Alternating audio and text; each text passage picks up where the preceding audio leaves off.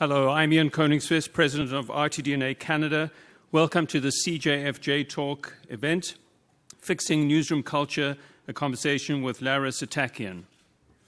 This is the inaugural partnership between CJF and the RTDNA, and we are extremely excited to co-present this crucial discussion at our annual national conference.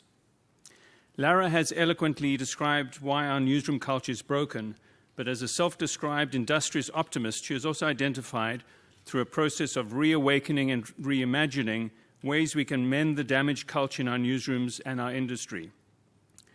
I would like to acknowledge our sponsors, Accenture, Global News, and Cision, for their generous support tonight. This is an interactive session, so in addition to asking Lara questions, we ask you to join the conversation by using the hashtag CJFTalk on Twitter. Now it gives me great pleasure to introduce Troy Reeb, Chorus Senior Vice President, News, Radio, and Station Operations.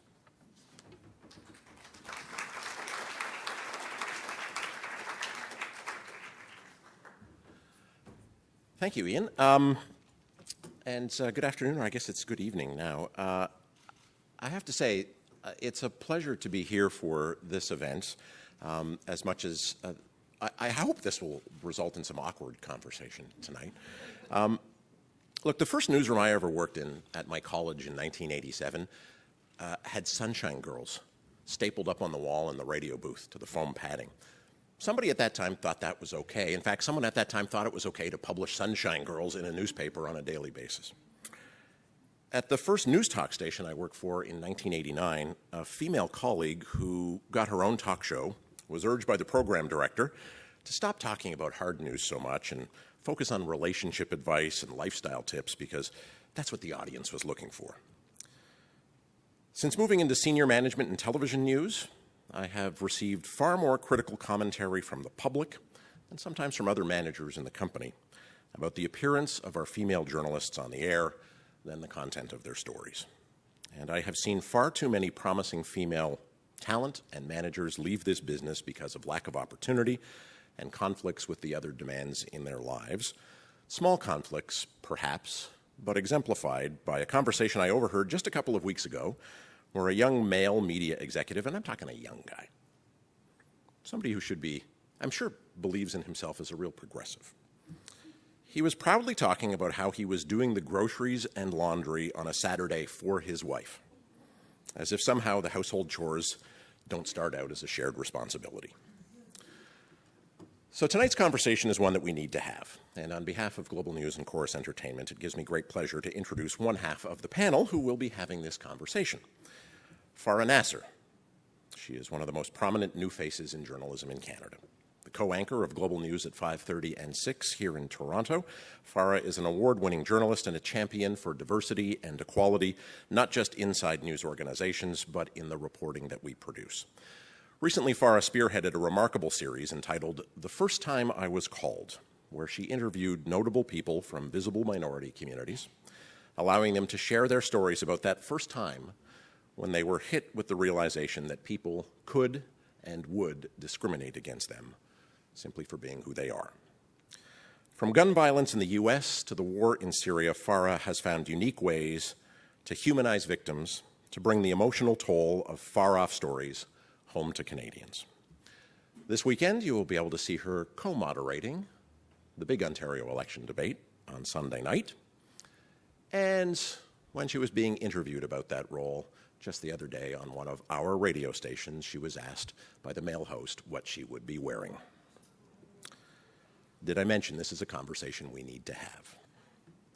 Ladies and gentlemen, please join me in welcoming Farah Nasser to the stage.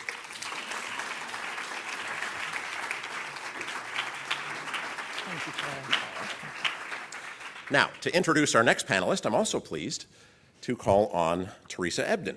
She is chair of the Ryerson School of Journalism Advisory Board. She happens to serve alongside me, in a much better capacity, I'm sure, on the Board of Journalists for Human Rights. Teresa is a former journalist with BNN, Bloomberg, the Globe and Mail, and Toronto Star. She's currently the Canadian Director of Media Relations at Accenture, who have been such a gracious sponsor for this evening's event. Teresa.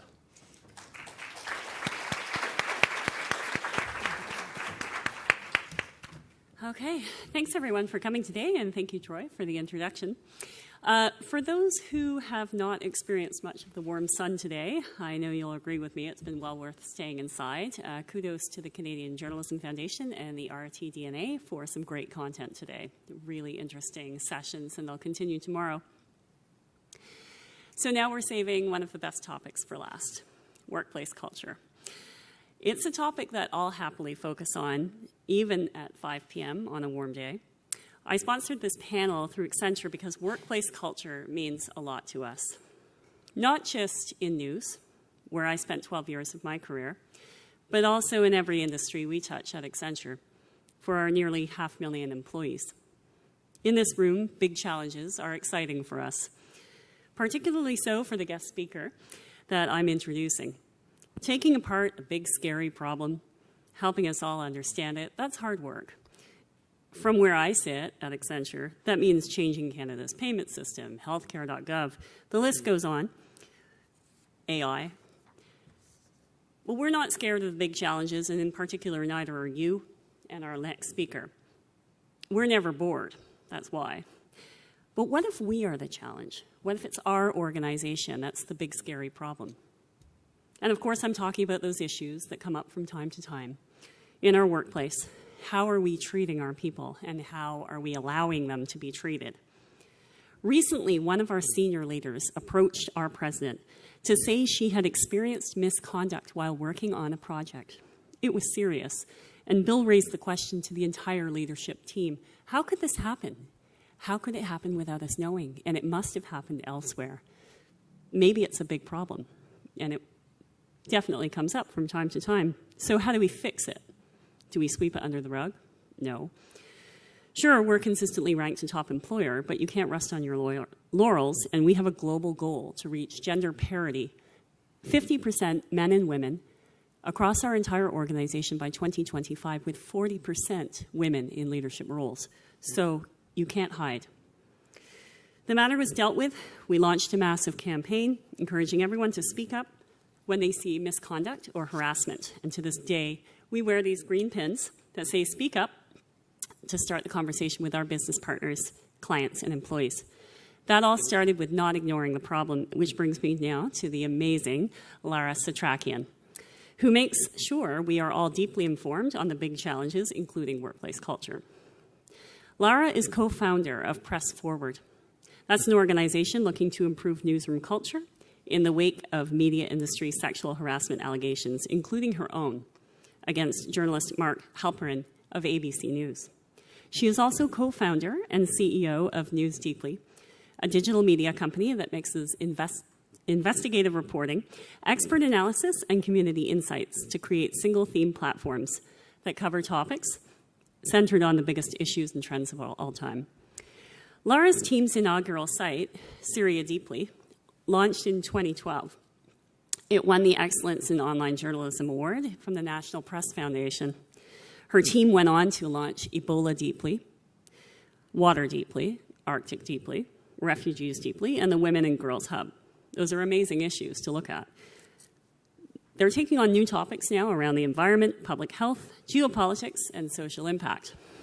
If you haven't checked out her work in full yet, you'll be delighted to discover that each site brings together reporters and editors with specialized experience in the subjects that they cover, augmented by a network of experts who share their insights and perspectives. And for her work in building this model, Fast Company named Lara one of the most creative people in business, while Inc. magazine called her one of the 8 women who could own the future. Before launching News Deeply, Setrakian was the Middle East correspondent at ABC News and Bloomberg Television. Lara is a young global leader of the World Economic Forum, so we are quite familiar with you, and a term member of the Council on Foreign Relations. So let's put our hands together for the very impressive Lara Setrakian. And for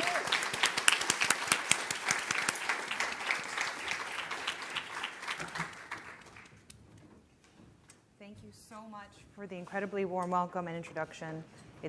I've tweeted last night that it's a joy to be with the assembled media leaders of Canada, and I really feel that very sincerely. I'm honored to be here. on stage with Farah to have this conversation. Are you getting over the fact, I just told her over there what a sunshine girl was, and Yeah. her jaw just dropped. Are you Well, go over it a little bit now? It's systemic. So it's very hard. I don't know what it is, but somewhere along the line, I found it very hard to even, and not only on this issue, but wherever we've needed course corrections as an industry, it's been systemic. I mean, the way we covered the last Ebola outbreak, I've heard from public health leaders, actually made the outbreak harder to solve. We cause so much hysteria and so much distraction. And so whether it's that or whether it's this issue, it's been really hard to think of one case without thinking of all the others. So that's why, I mean, you're going deeply into these specific one, single focus. We're going to go into news deeply, but I wanted to start with something that's dominating headlines today, which is Harvey Weinstein turning himself in this morning. Your thoughts when you saw that, in the news? So many of the apologies that have come out have been half apologies. Right. So the notion of accepting one's wrongdoing is still coming around the curve. And so that was my immediate thought when I saw that. It's like, all these cases, they're complicated in their own way. Some are decades old, some are years old. Some of them, there's no statute of limitations, so the justice system as we know it can't even play itself out. So I was very glad to see that he had accepted responsibility in a sense by turning himself in, at least acknowledging that he has some wrongs to account for. So it's really, again, having now gone through this story from an observer to someone impacted and then back out to it literally has felt like immersive journalism. I feel like I've been reporting from inside the experience of going through this moment. Right. And so justice is a whole conversation. Yeah, I mean, a lot of sexual assault survivors will tell you here in Canada that the justice system doesn't work. It doesn't work for them, right? And it's incredible because you hear that in the US, and you hear that in India, and you hear that in Canada. And so something more than just the justice system is going to have to kick in for people to feel whole again. Someone asked me what I think restorative justice looked like, and I said, I have no idea, but I love that phrase. So what does restorative justice look like for women who went through this decades ago and it might have hit their self-esteem for their whole careers? Or we were talking earlier about how toxicity in the workplace hurts everybody, not just those who are directly assaulted. And my friends who knew at the time that this was happening had to wonder, oh, it's guys like that applying their own beauty standard to whoever gets the next assignment? Well, that stinks. Yeah, I mean, so, I think that you're right, that part of it has so much to do with that toxicity that still exists. Let's go into your personal experience. I mean, you are one of several women who came out against Mark Halperin, and you represent so many other women, both here in Canada and in the States, that still don't have the courage to come out, and many who never will, and many, as Troy pointed out, who have left the industry. Tell us about how you met him and what happened. So I was assigned to his command. He was the head of coverage for an election cycle. He wasn't my normal boss, but for that season, he was the boss of the coverage I was staffed to fill out. Okay. And so we work hard, there are late nights. It's not even as precarious as other assignments where you might be in the field, or there were practices now that are being adapted. Used to be that you'd take over hotel rooms as the office on the road. I mean, I don't think that was perhaps the best smartest plan, right? But so those things like that are being adapted across the industry. But so we were just in the office and on the Upper West Side of Manhattan. But he worked very hard, and he started complimenting my work, and you put your heart and soul into that as a young journalist. So it means a lot when someone more experienced gives you a compliment. And so then he'd asked me to come up to his office to talk about politics, and I didn't think that was weird at all. We were in the middle of an election, and then while we were there, he sort of came up into my personal space. I mean, he groped me, and it made me feel very uncomfortable, and sort of forced himself on my face. I know, sorry, this is like uncomfortable to talk about. Weird. It's still weird when as soon as you open that file, you're in a different place. You're 24 again, and you feel like an idiot.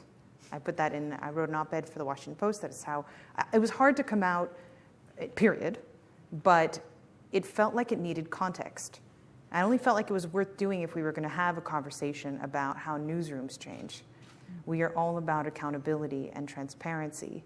And the fact that so many of us were afraid to put our names on the story, when we ask people to do that every day, just felt so off. So in that piece I mentioned, I felt like an idiot. I felt I couldn't process. Did I read something, or was I not supposed to do this? I thought I couldn't tell. And so I felt naive and stupid at the same time, as I felt let down because I thought I had someone taking an interest in my work, or then was that praise meaningless, or it was so disorienting. And I was a real geek. I still am. So I didn't even know. I wear all Ann Taylor. I don't think there's anything particularly provocative about this. So I just couldn't trace in my mind where I did something off. And I told a senior colleague at the time about it. And the first thing he said to me was, it was absolutely not your fault, no matter what the circumstances. Given who he is in this situation and who you are in this situation, you are not in the wrong here. And it was so comforting. To hear that. Yeah. To have an ally, right? Absolutely. Right. What happened then? I mean, why didn't you make more noise about it then? I was terrified. This was a very well-regarded rising star with a lot of influence and no indication. And in general, within a systemic context, where in television, at least until now, star culture is huge and unquestioned. Now we're starting to get into this notion that even being a Charlie Rose or being a Matt Lauer doesn't mean you're unaccountable. But this time last year, we had never really reckoned with that. So it's still back in a reality where star culture within the television newsroom is thick. And so to take to be the one who put a dent in somebody, not really knowing if that was going to then come around, and you're 24, and you just everything about it felt scary. Right. And so when the consequence of staying quiet at the time, because you're young and don't process this all in the bigger picture necessarily, you think you're the only one who's going to carry the cost of it.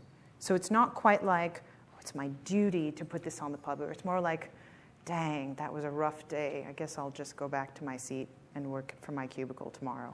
It's not quite like a mission, or you don't feel like you have sisters in the front lines of change. You just feel like an idiot who just shouldn't have gone up to that Xth floor office. Yeah, you blame yourself. You blame yourself, right? and you just want to forget about it. Right. And you think you can, and then every time a colleague brought up his name after I'd see him on TV, and it would be very uncomfortable on all sorts of levels, because it's not about gender, it's about human decency.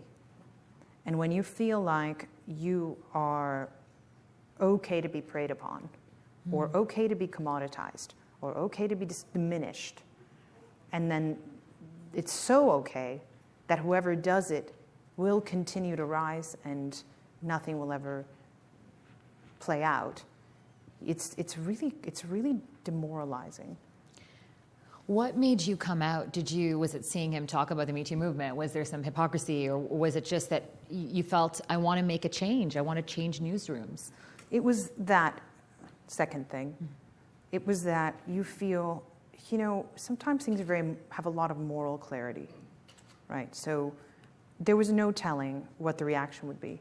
There was no telling what the consequence would be. It was really scary for any one of us. The 5 women named in the original story, we didn't know who the other 4 were. Right? And so at the moment where I came out, it wasn't clear anybody else was going to come out. And my family was really worried about the career.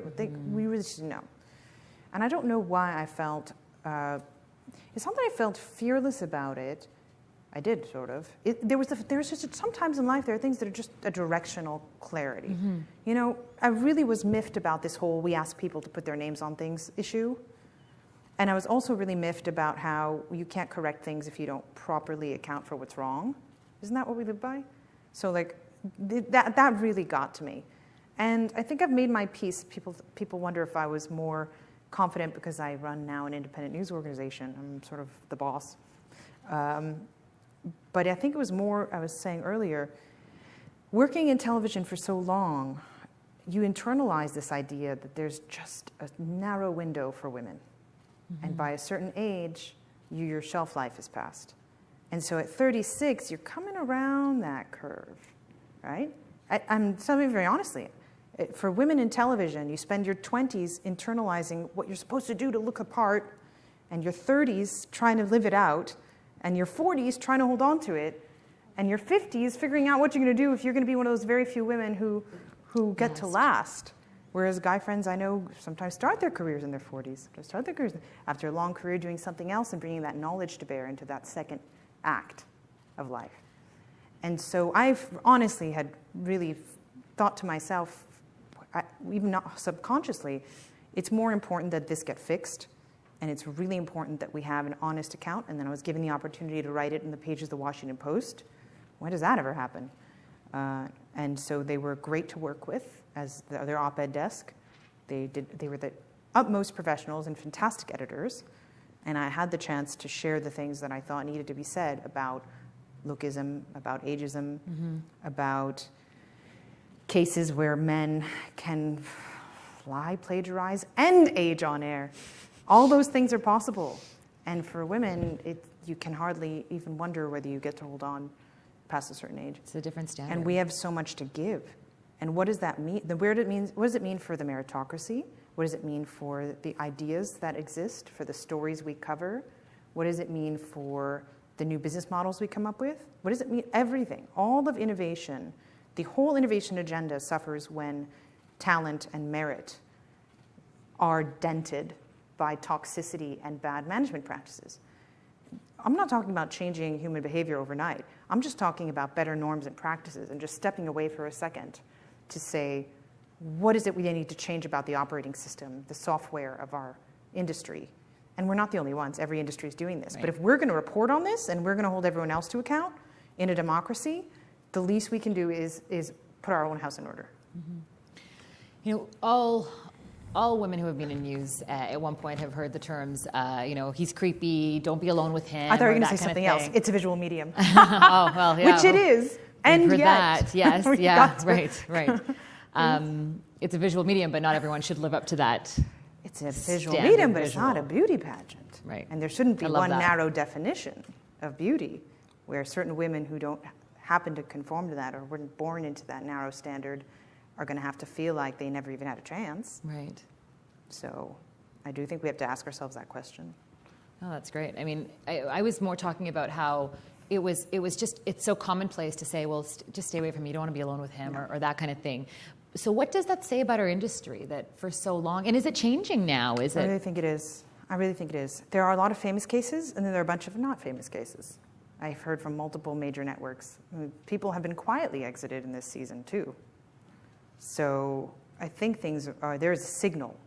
It's not that everything's been done perfectly or perfectly transparently yet, but I do think really good things are happening. Press Forward, which I know you wanted to hear more about, is working with practically every major network, collaborating to figure out how the work that we're doing can be implemented for lasting change. I love so Press Forward, I'm going to get Lara to talk about what it is, but I really want you to also tell everyone about the co-founder story and why you call yourself an alumni. Yeah. Well, it's not a perfect word, but for the 10 co-founders of Press Forward and for all those women who've sort of talked to us about it, accuser feels weird. Victim, no way. So I sort of jokingly refer to us as alumni. You know, we're alumni of this weird experience none of us chose, but all have in common. And so in the wake of all that had happened, we pieced together. Some of us knew who had been interviewed. So this sort of ad hoc discovery phase of who else was in the group that was named in the first 5 article and then the others who came forward. So we created a Facebook chat group called Silver Linings because we figured the silver lining was that we all make friends. We all have each other. We are each other's. And these are all people who were alumni or who had gone through worked this with Charlie Mark Rose, Halperin, with Mark Halperin, and Matt Lauer. And Matt Lauer, okay. And so then we developed, and one of the women in the group, one of the 10 co-founders, came up with the brilliant name, Press Forward. And so that became the name of the initiative. It's now an initiative that's been launched in partnership with incredible organizations, Pointer, IWMF, and multiple journalism schools who are working with us on curricular development. Pointer's working with us on how you innovate training, harassment and assault training. We're being advised by the very, very best people on how to structure a proper study, a 6-month study with newsrooms that will inform an industry blueprint. What we will issue as recommendations for newsrooms. We're being, newsrooms are reaching us. We're getting a lot of inbound requests to talk to them and to understand. So culture assessment is going to be another part of the work that's done. It's probably worth mentioning there are a bunch of former management consultants, former and current, who are working on this, who are among the 10 co-founders. So there's a structure and there's a design, and we look to guidance from those like Accenture and others who've been working on culture change in every industry. So IWMF, which has been looking at this with the Women's Media Center, lots of great work, great studies out of Stanford, out of the Shorenstein Center, out of the Women in Public Policy program at Harvard. So there's a naturally collaborative convening role that Press Forward is playing, just drawing on these to create that blueprint. And the networks have all been open to this? I mean, they're all working with you. That's great. It's an open conversation. It's still being worked out, but we are in touch with all of them. We've met with practically all of them. And we've found them to be receptive. We were talking about those 3 men, Charlie Rose and Mark Halperin and Matt Lauer. There are reports that Charlie Rose is planning a show where he's going to interview those 2 men. This is not obviously confirmed, but this comes from a producer who says she was approached to be part of the show and turned it down. What did you think when you heard that? I mean, what's your reaction if that was to happen? So as Press Forward, we don't have a strict view. We don't have a unified view on, we don't certainly have a public view on what ought to happen to these men. We have put in a statement in December that we really do applaud those networks that understood that these men were not fit for leadership positions in our industry. If you look at serial predatory behavior over the course of decades, that's not a type of character you put in charge of people. And I think we do, and there's been interesting coverage and analysis of what that meant for the conversations they shaped, the coverage of the Clinton campaign, the coverage of this, the coverage of that. I mean, what does it mean if you have a leading voice in shaping the national debate? So I'm glad to see that those conversations are out there. But I don't, if it's up to any organization or any funder or any production house to decide whether they would want to, what they would want, it's up to them. But, we're pretty clear that I don't think that's the kind of behavior you ought to have in senior leadership. Troy alluded to the fact earlier that there's a lot of women who have left the industry because of how women have been treated. Have you heard that? And also, absolutely, you have, 100%. And do you think there's one issue that's facing women today after Me Too has come to light that we're still grappling with, or what's the one thing we need to do? It's a really good question. And you're giving me the opportunity to select from what so many people might feel strongly about. So I want to be really considered. No question, women have left over the toxicity. Some women never even went. Some of the people who were assaulted as interns, the most vulnerable of people in our newsrooms, perhaps, or as people in job interviews. So, what rules apply to them in terms of we don't know the extent of the folks we've lost. And then to that toxicity or that very narrow vision of what an on-air or, frankly, just generally preferences exerted, what does that mean for the diversity of our newsrooms? And so that has left out a lot of people on a variety of factors, not gender alone. And so who come into this industry saying, I want to be a journalist, and then realize that there's, that depending on how attractive you are. And conforming to a certain set of standards. Right. I mean, we have to look at, so I would say the number one thing that is at I wouldn't even only call it a risk, but the factor, right, or like the thing that we have to address is diversity. Right. I'm talking socioeconomic diversity. How many of us come from really comfortable backgrounds? How many of us come from we have to look at how we represent the communities that we work with. In the United States, for a very long time, until very recently, there were only unpaid internships, which meant you could only do them if you had the means. Yeah, same here. Yeah. Right? And so what does that mean for people who represent a different set of perspectives economically? And what does that mean for what we don't understand about different communities? Right? And so, I mean, I don't, are you sure you want awkward conversation? You're absolutely sure? No, I mean, I love Canada. I'm a huge Canada fan. I'm married a Canadian. I'm in. I am in. And you're I'm just the sunny latest day. American journalist applying for a job at Newsroom. Just the latest. So many, apparently. But, and I know that First Nations issues and Indigenous life, we may do a platform on Indigenous life. We used to call it Indigenous rights, but life. And groups in Hawaii were talking about cultural preservation and language. And so I know that that's at least been on the news agenda here. I would challenge anyone to find a story on US airwaves about Native American communities. I would challenge anyone to find more than this many in as many years. And I would hope you'd win. I would hope to, someone would take the challenge and win and find them. But I haven't seen them. So, I mean, when I look at diversity, that's the ecosystem I'm in. I don't know the Canadian, but in the US ecosystem, we're missing a lot. And I think the diversity of our newsrooms obviously shapes what stories we get to and which stories we miss. We just don't see them. It's no one's fault. It's systemic. So other than abuse and assault, I think diversity is the #1 issue. I want to move to News Deeply, but first, I mean, there's so many men in this room, which is a great sign. And I wanted you to talk about the importance of allies. For that, I'm going to turn to my notes because there's my view, and then there's there's Press Forward's very specific guidelines of how we describe the effort. Forward-looking, nonpartisan, respectful, inclusive, and marked by love for guys. Not only because we believe in male allies, but because it's male mentors who have given us so much strength, opportunity, support, and also bad management isn't confined to men alone. These systems it's not that there were no women.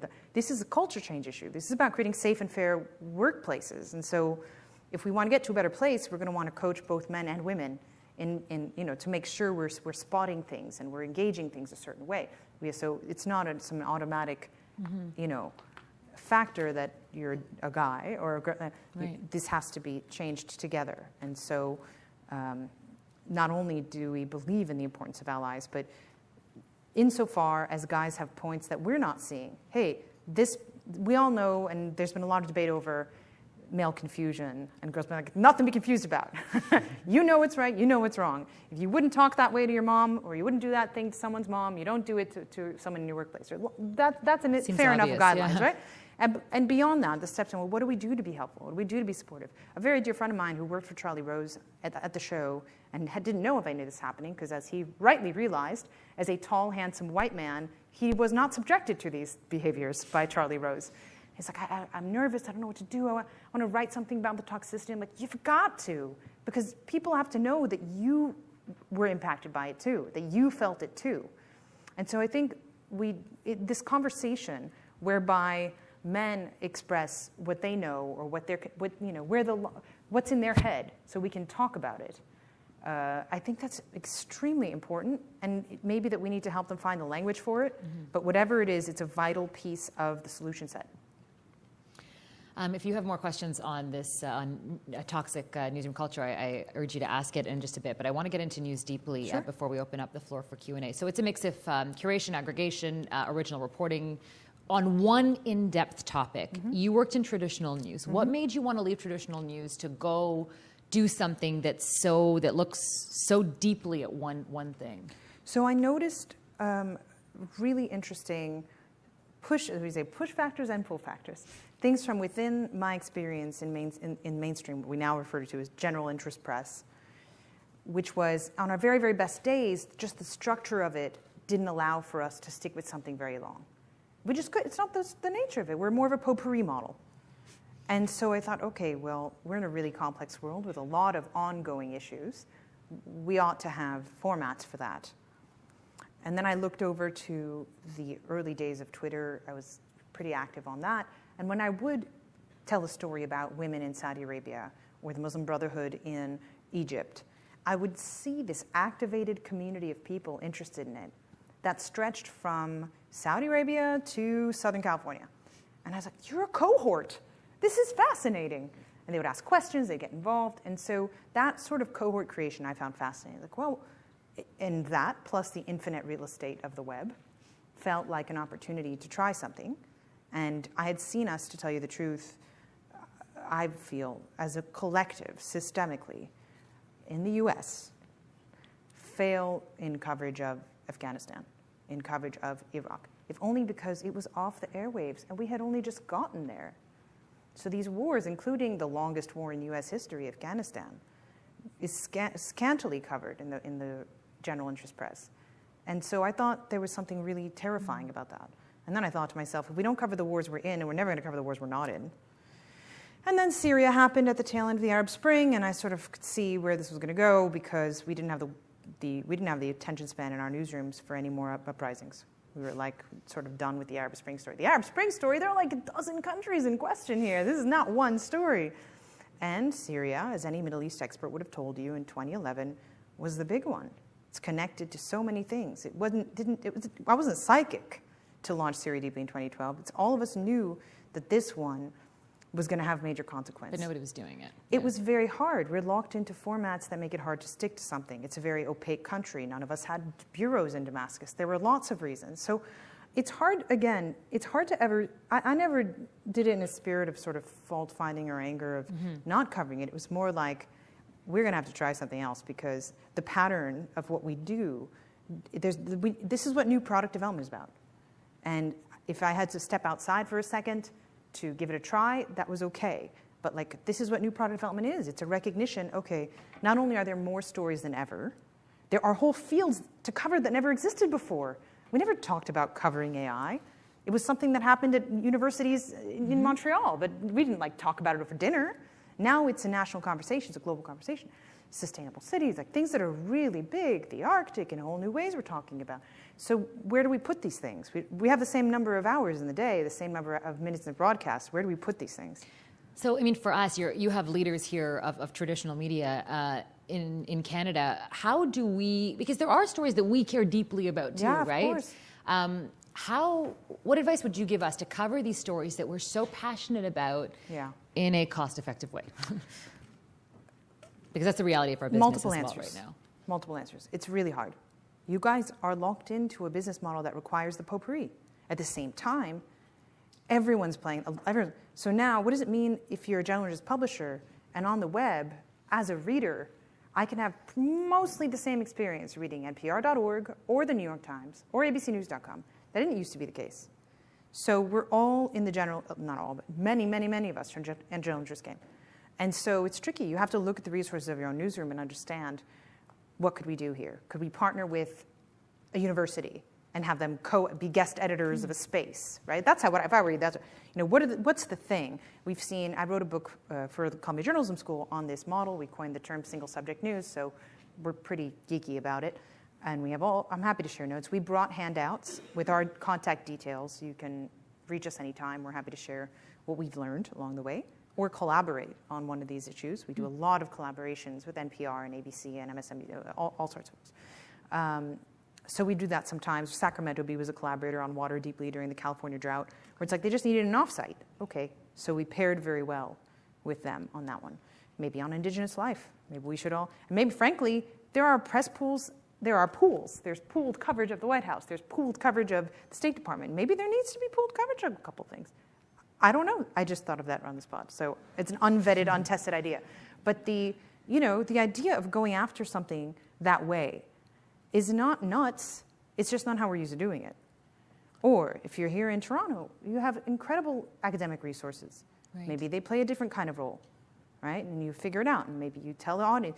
We're in the age of so many types of information. One of the big hypotheses that drove us was there are different flavors of information now. There's data, there's photo, there's raw video. There's so much we can do that has some value to it. As long as we are transparent about that, or what degrees of certainty look like, right?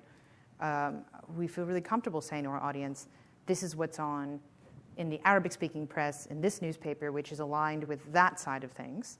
That's a piece of information it's important to understand. Or here's what Human Rights Watch says, you all know in our readership what that represents, rigorous advocacy, but rigorous, but advocacy, rigorous, but advocacy. So, finding ways to inform people with that degree of sensitivity to what it is you're bringing together, maybe that's it, because we don't have in our newsrooms anymore the number of reporters we would need to cover all the old stuff in depth and all the new stuff in depth.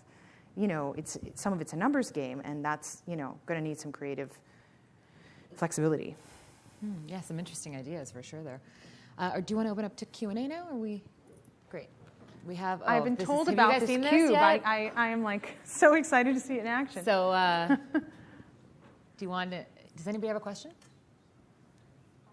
When someone described it, I thought I heard them say puck. Yeah. I was like, it's a puck? And I thought we were supposed to throw it. So I'm throwing a puck glad around I'm not here. throwing anything because that would not be safe. Do we have Block. a question? It's a block, not a puck. Shawnee?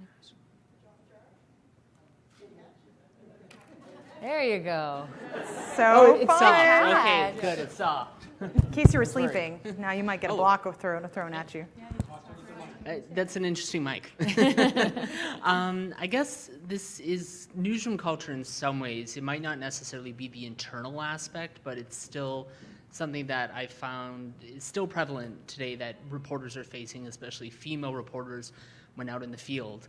The phrase that is still being thrown at them, often by men. I'm not going to say it, but the yes, that one. I don't know what you're talking about. Do you? Do you know what it is? I have no idea what The Howard Stern thing? I have no idea. I was the geekiest Ann Taylor 23-year-old, so I don't know what you're talking about. It's okay. Do you want? Oh, okay, I'll try. I can try if you want. Can, If you, you don't just tell me about it. You don't have to say it. Just tell me about it. It's pretty much using Tell, a don't show. sexual term. It's using a sexual term regarding women, and it gets thrown at them at different things when they're covering.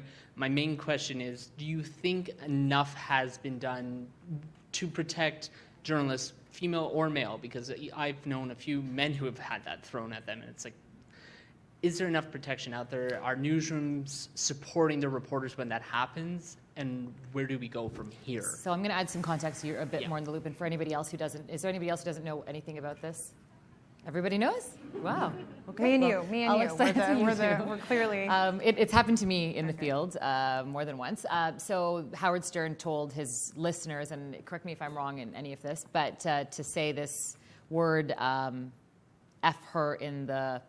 Okay. He's the word, okay. And whenever they saw a live broadcast, to just shout it out. Yeah.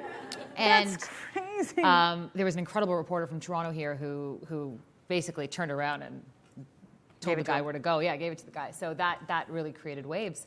And your question, I guess, is what should be done, when that happens, because it still does happen. So I know that there have been studies. So are newsrooms doing enough is a hard one. We will find out at the end of the study. So for those who are basketball fans in the room, one of my contributions to the Press Forward co-founding was this notion that we need to extend the shot clock. There's no way we're going to have answers to these questions in the weeks after these cases are coming out, or even now when we're just starting to get organized and take an inventory of who's been doing what.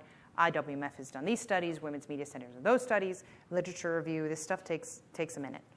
So I do know that in some of the studies that have been done, I think Women's Media Center, there are terrible cases of women in the field being assaulted by their cameramen and the reporters being called back home, not the cameramen. And so there are certainly cases that would indicate that not enough is being done. Now, what does it mean when there are now going to be incitements like that? Then we're going to need whole new strategies, right? And it's really messed up. And he should be ashamed of himself. Yeah, and it continues to happen. And just to give the audience, because I don't know how many of you have been in the situation, it's not just somebody screaming at you. It's somebody sometimes right in your face, right in your ear. You can feel their breath, and it's very jarring. It's very difficult to even get over to finish your broadcast, right? And you're expected to. So, yeah. No worries. Hi. We can go to journalism for our throwing skills. Let's put it that way. This is great. I have a question around News Deeply. We're wondering about the impetus, but also you and I chatted a little bit beforehand about the call to action. Mm-hmm. Really like to know what you expect to come from that. Yeah. So our readers are the most influential decision makers on these issues. That's awesome. It's really exciting. It's like the hometown newspaper for those working on refugees or working on malnutrition or women's advancement. Women's economic advancement is the scope. And so we expect them to use that information.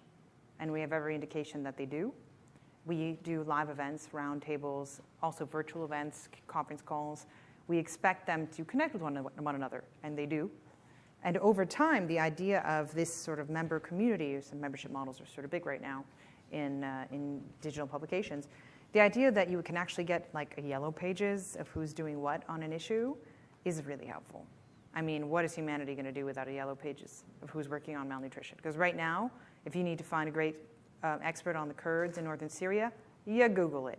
And with no disrespect to our microphone, that's not effective, right? And so you wouldn't actually know. There are lots of really great experts working on these issues who aren't even on Twitter. What? So if you were to even just map or create a list, you don't know who you're missing. That's a good point. Right? And on these issues, as a species, we tend to make progress at conferences or like in the lead up to conference. So there's like a conference-driven progress cycle, which is really daft. We can do better than that. So, and then there are issues that aren't being paid attention to. So within Oceans Deeply, we cover deep sea mining, high seas governance. Like some people are working on that day in and day out. P.S. I didn't know till my editors told me, because each topic platform has its editor that is the specialized beat reporter with a lot of prior knowledge. You know, this is the year decisions are going to be made on which deep seabeds we are okay with scooping up minerals out of, which with no stance, purely pragmatic. That's a really high consequence decision. Like, it should be good to understand what we're okay with or what the stakes are. Same with, of course, with a lot of Arctic development. You got to understand the impacts, right?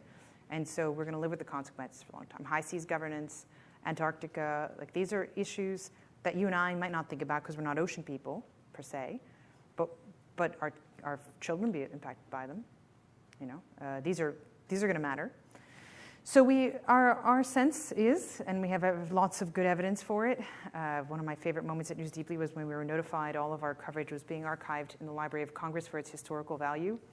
So I got to imagine in like 2048, some Middle East researcher looking up, you know, that time in Raqqa after the government withdrew and before ISIS came in, and you know, understanding that there was a moment like that, or trying to, you know, we just launched Peace Building Deeply, which will be our way of covering different conflict zones. And every Deeply platform is the pursuit of the answer to some big questions. And so looking at it through different contexts. How do we put countries back together again? How are we doing on that one? You know, all of our countries deploy young men and women as peacekeepers. Like, we have skin in the game. If we can't cover every war zone, at the least we can understand what it looks like to end these conflicts. So. How do you come up with your topics, just quickly? So fun. Fun for Geeks. That's going to be my new, if I write a book, it's going to be called Fun for Geeks. We have a list of 65 topics that we've either identified or that have been asked of us, sometimes by professors, sometimes by foundations who have the resources to help with them. So, right. So that will kick off the incubation cycle. And so something like, you know, we've been thinking about an Indigenous life platform for 4 years. We've been thinking about disaster response and recovery for a long time, at least as long, as a platform where you actually cover major disaster response and how that gets smarter over time. And it came from me understanding that, with no disrespect to any of my former employers, who I will not name in this case, I was like, are we getting any smarter with each one of these storms? Like, it's hard to say because we're running so fast. And every time we covered another hurricane, I was like, did I just save the thing should I just save the backgrounder that we wrote? So what are we, and it's, again, we're in potpourri land, so it's very hard to try to sense that out. But this question of long-term effects, where we rebuild, how we rebuild, what we learned, what it cost, how it was spent, you know, all these accountability questions and preparedness and resilience questions. Those things. So these, and then we go through a bunch of criteria to test.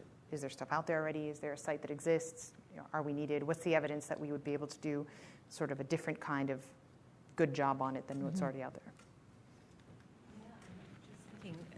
there? There's a kind of conflict that we have about using the academics in the city. You're right. We've got great universities. We've got people who know, who devote their lives to the things that we devote 5 minutes to. But we've also become wary of putting on what we call the pointy heads, and I think earlier today we were also hearing about the who people trust. So it's interesting to think about finding a new way of actually collaborating with academics to cover things, because I think mostly we manage who we're in control of who we go to. And I wonder if there would be, don't know what it would look like, but something more collaborative when a big issue plays out. You mentioned disaster preparedness.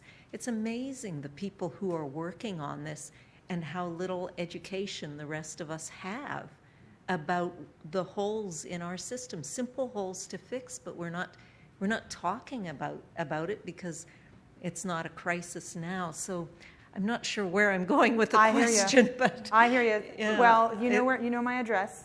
You know where to find us now. Yeah, those are the same big questions that it was like, well, how deep is our bench? And these things we need to know about them now if they're going to be an issue in 8 months. If we only cover things when there's a 5-alarm fire, then we miss the chance to put out the, that's small the key, little flame to it before, as a society, right? So if our goal is to help people find ways to fix problems, if that's one of the mandates, we might have to take another approach to how we cover these problems. Yeah, we all have little missionaries inside of us. Right. That's the question, right?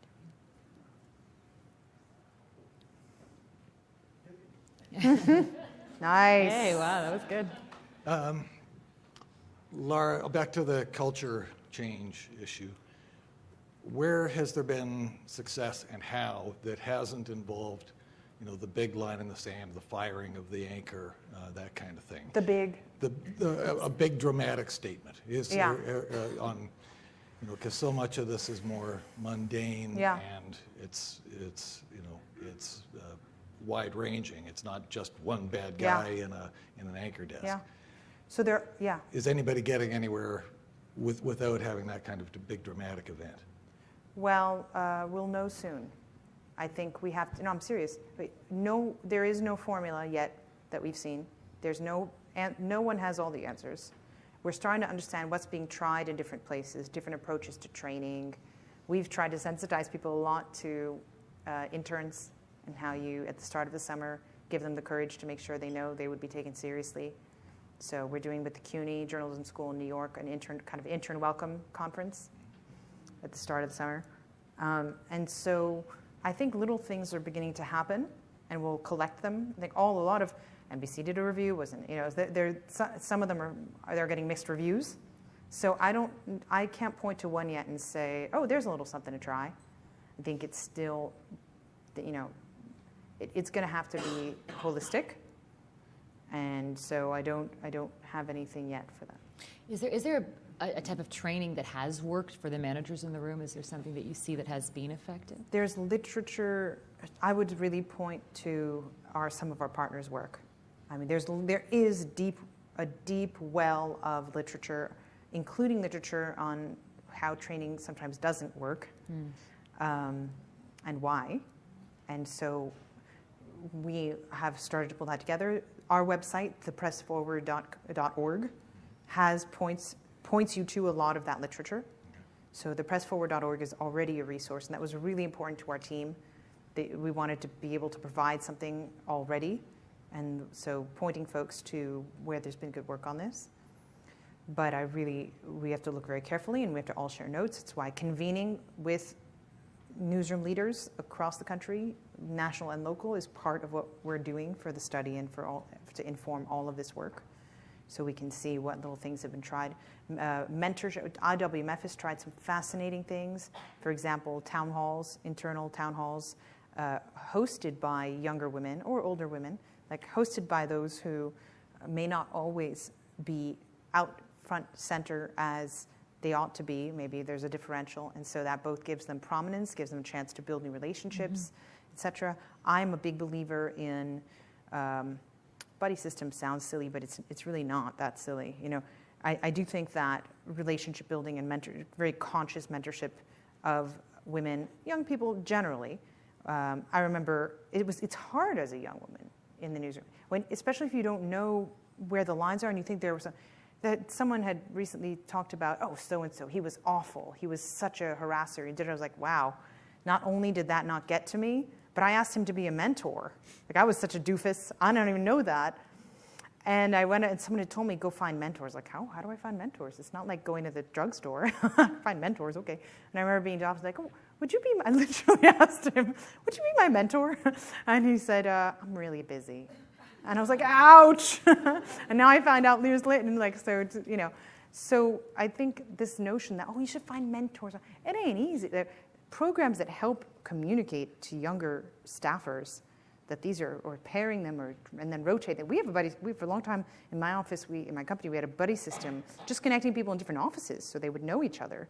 And then every so often we would switch, we would shuffle so that you get to know somebody else. And we would pair them specifically with people who were not in the same office and not in the same team. If they were tech, they'd be paired with editorial. If they were editorial, they'd be paired with sales, or, you know, just as friends. They wouldn't talk business. But, and so I have found that to be effective, because at least then you know more people. I believe in transversal mentorship. I think that we should be encouraging the people in our organizations to make friends with one another. We all get to hang out in a lovely hotel conference for some time together. What about our younger staffers? Can they just be encouraged to do something all together, just to get to make relationships and feel like they have a safety net? I think that would go a long way.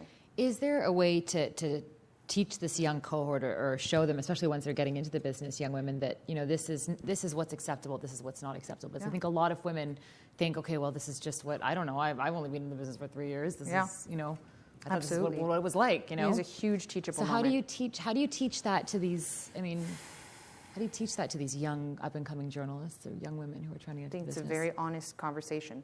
You only trust an organization as much as you trust its leadership. So much depends on good leadership. Sometimes we're busy, we just don't make the time. But taking the time and having an honest conversation and letting people know where you stand as a leader, and that you believe in them, and that they should feel comfortable. Because everything else, the training you get, the handbook you're given when you start, the HR office that you don't really know well because you don't deal with them on a regular basis. You're only supposed to go with them when you have a big problem that's so intimate, it's nervous to talk about it, and you don't know whose side they're on. Like, a lot's been made about people who felt HR is there to protect the company, not the staffers. So staffers are only going to trust the company as much as they trust the leadership. And so you get to set the tone. Okay. Oh, geez. How's that going to...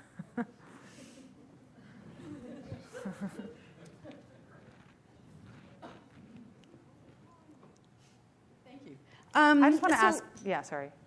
Next time I see someone from Google, I'm just like, what problem did that cube solve? the lack of funny moments. And it's recording all of us all the time. Somebody doesn't have to walk around and hand it to you, right? So, you know, and then good point.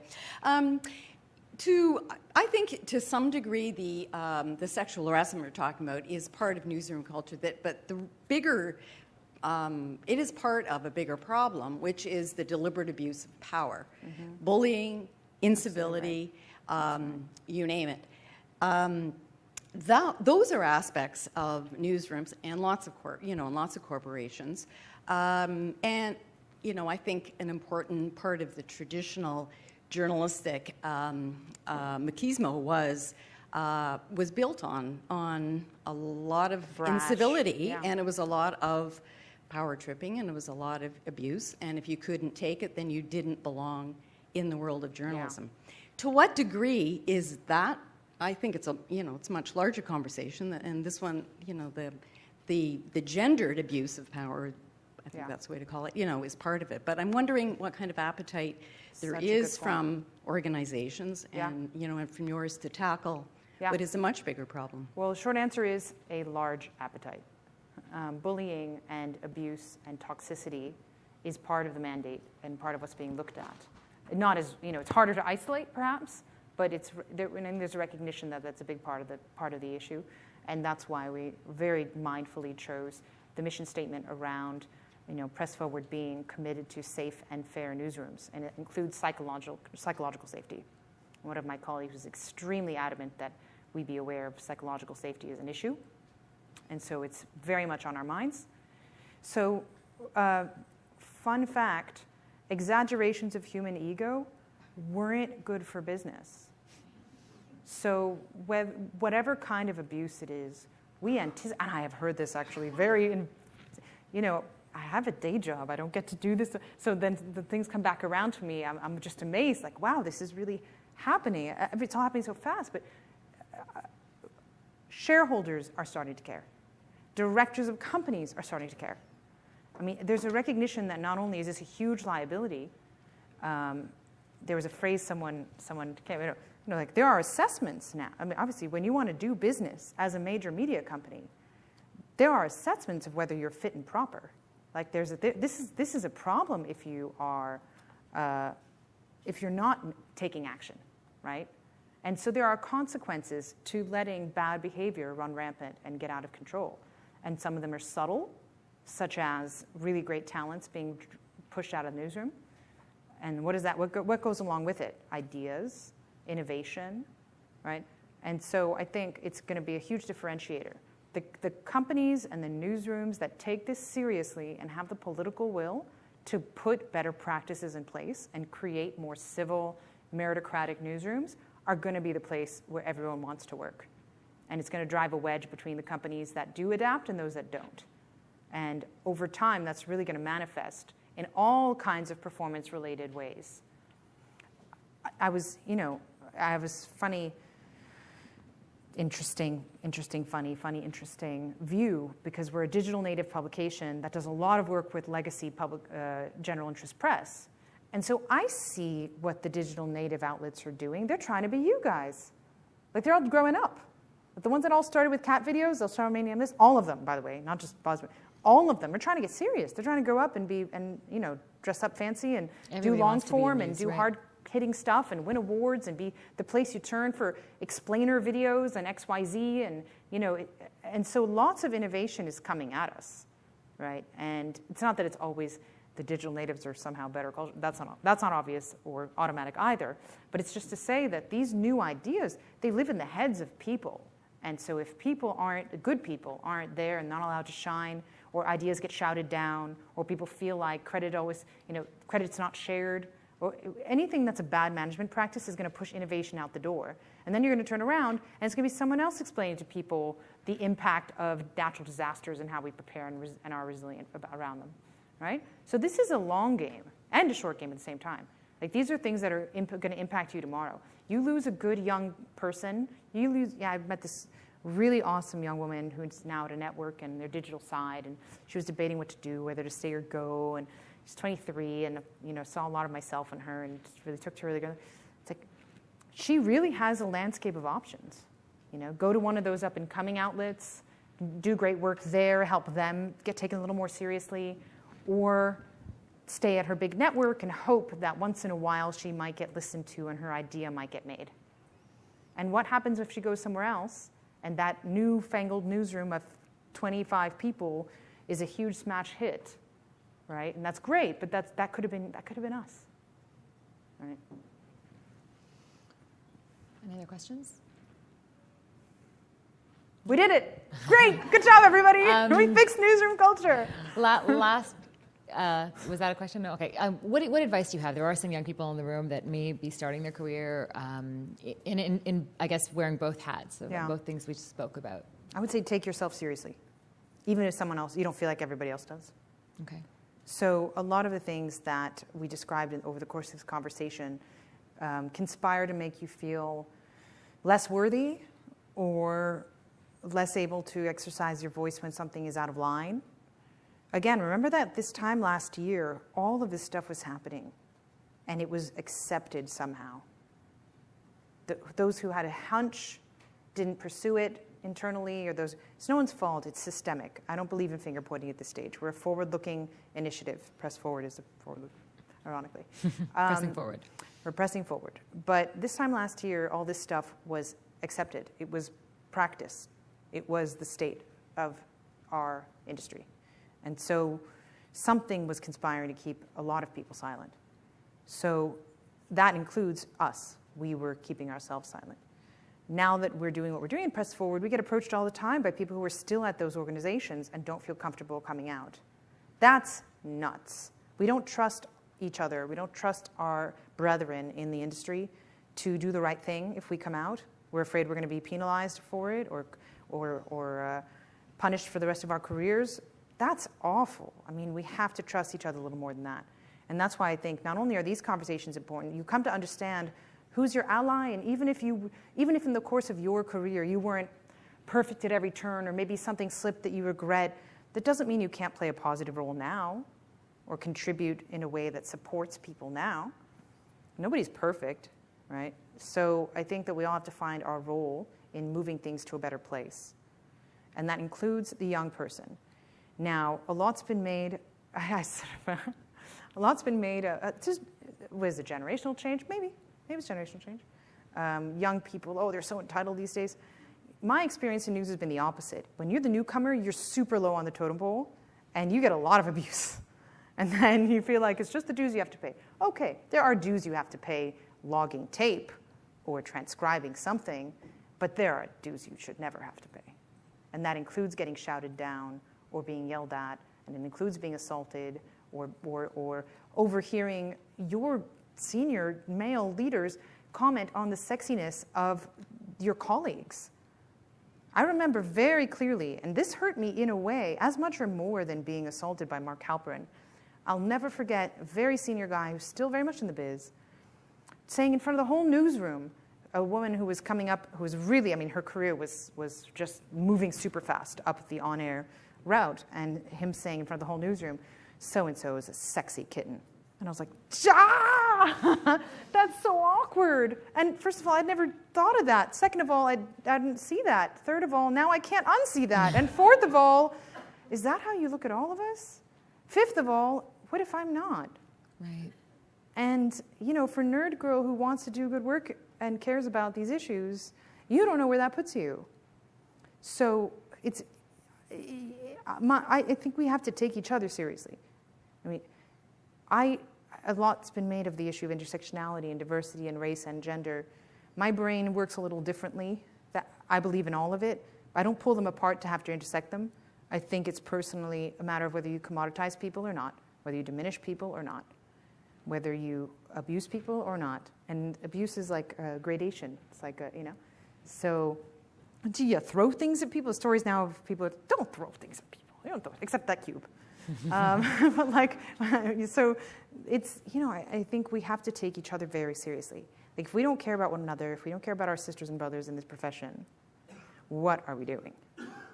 We are a mission-driven industry. If we are not good to one another, what are we doing? And can we really pretend that we do something noble if we don't take the time to think about the nobility of the people who work with us? And you have so many managers in this room. Is there one thing that you want to say to them? You're awesome. Just give yourself the time. We're so busy. Just give yourself the half day. I swear the universe is not going to collapse.